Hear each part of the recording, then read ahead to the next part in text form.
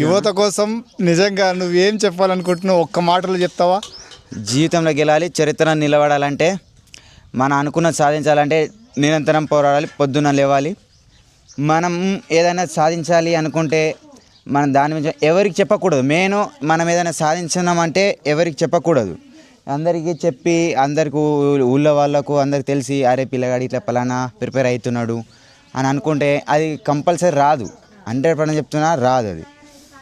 తర్వాత నేను మోటివేషన్ అయ్యి ఎవరికి చెప్పకుండా నేను తెలుసుకొని మంచిగా చదువుకుంటే ఆటోమేటిక్ సక్సెస్ అవుతారు. చాలామంది ఉన్నారు నాకన్నా పెద్ద పెద్ద చదువుకున్న వాళ్ళు ఉన్నారు, కానీ కష్టం పడినోని కానీ భగవంతుడు సహకరించాలని నేను అనుకుంటున్నాను. Thank you. చాలా సంతోషం. మా ఊరిని, మన ఊరిని, తల్లిదండ్రుల్ని ఒక తల ఎత్తుకునేలాగా